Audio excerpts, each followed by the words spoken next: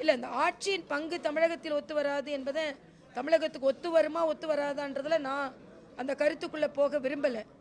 ஆனால் அவரின் கருத்தை காங்கிரஸ் எப்படி எடுத்துக்கொள்கிறது என்பதுதான். அவர் யாருக்கு இந்த கருத்தை சொல்கிறார்? கூட்டணி ஆட்சி வேண்டும் என்று சொல்லிக் கொண்டிருக்கின்ற காங்கிரசிற்கு பதில் சொல்லியிருக்கிறார். அப்படி என்றால் காங்கிரசின் கருத்தை நான் கொஞ்சம் கூட சட்டை செய்யவில்லை. ஏன் கருத்தை சொல்கிறேன், ஏற்றுக்கொண்டு வந்தால் வாருங்கள் என்ற மாதிரி அவர் சொல்கிறார். காங்கிரஸை சார்ந்தவர்களும் அவர் சொன்ன பின்பும் இல்லை நாங்கள் 2006 கூட்டணி அமைச்சிருப்போம், நாங்கள் கூட்டணி ஆட்சி தான் அப்படின்னு ஒவ்வொருத்தங்களாக சொல்லி கொண்டு இருக்கிறார்கள். ஆக இன்றைய காலகட்டத்தில் அந்த கூட்டணி சேர்ந்தாலும் காங்கிரஸை சார்ந்தவர்களும் திமுகவை சார்ந்தவர்களும் ஒழுங்காக வேலை செய்ய மாட்டாங்க. எங்களை சொல்லிட்டு இருந்தாங்க, அதிமுகவும் பாஜகவும் சேர்ந்து வேலை செய்யுமா, அமமுக வேலை செய்யுமா. நிச்சயமாக நாங்கள் இணைந்து பணியாற்றுவோம், பணியாற்ற ஆரம்பித்து விட்டோம். எதிர்கூட்டணி வெலவெலத்து போயிருக்கிறது. நிச்சயமாக அந்த கூட்டணி தோல்வி அடைய கூட்டணியாக மாறும்.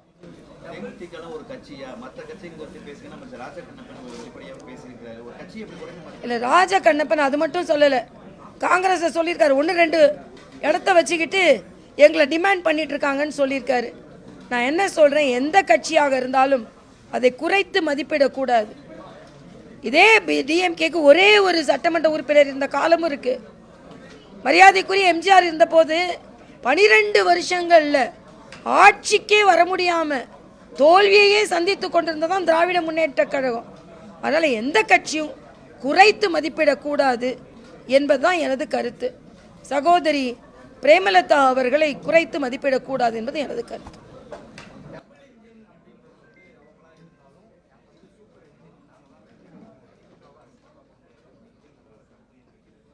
சூப்பர் இன்ஜினை தான் நம்ம பார்த்தோமே. டிஎன்பிசி எக்ஸாம் கூட ஒழுங்காக நடத்த முடியாத சூப்பர் இன்ஜின் முந்தின நாள் 5 லட்சம் பேரை வச்சு இளைஞர்கள் மாநாடு நடத்துகிறாங்க.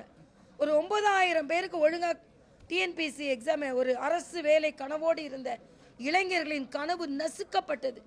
உங்கள் சூப்பர் இன்ஜின் தான் உங்கள் ஸ்கூலில் கத்தி வச்சுட்டு போய் குத்திக்கிட்டு இருக்காங்களே, உங்கள் சூப்பர் இன்ஜினை தான் எங்களுக்கு தெரியுது. டாஸ்மாக் கடையில் டாஸ்மாக் சேல் அதிகமாகி போயிட்டுருக்கு, பெண்கள் எல்லாம் பாதிக்கப்பட்டு கொண்டு இருக்கிறாங்க. இதுதான் உங்கள் சூப்பர் இன்ஜின். அதனால் உங்கள் சூப்பர் இன்ஜின் ப்ராப்பர் இன்ஜினாக இல்லை, ஓடாத இன்ஜினாக தான் இருக்குது. எங்களது சூப்பர் ஃபாஸ்ட் இன்ஜினாக வரப்போகுது.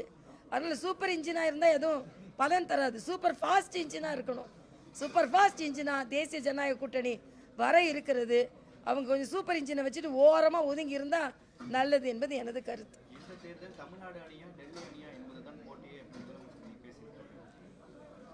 காங்கிரஸ் சொல்றாரா? காங்கிரஸ் மறைமுகமாக சொல்றாரு. டெல்லி அணியா தமிழ்நாடு அணி, எங்களெல்லாம் சொல்லலை. ஏன்னா நாங்கள் தமிழ்நாடோடு இணைஞ்சிட்டோம்.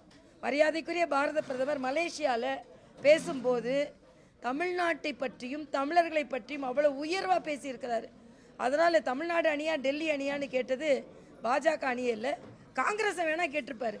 அவங்களுக்குள்ளே தானே இப்போ போட்டி இருக்குது. அதனால் அவர் டெல்லி அணின்னு சொன்னது ராகுல் காந்தியே சோனியா காந்தி என்று நான் எடுத்துக்கொள்கிறேன். பிளே ஸ்டோர் மற்றும் ஆப் ஸ்டோரில் இருந்து பாலிமர் செயலியை QR கோடு மூலம் பதிவிறக்கம் செய்யுங்கள். செய்திகளை உடனுக்குடன் பெறுங்கள்.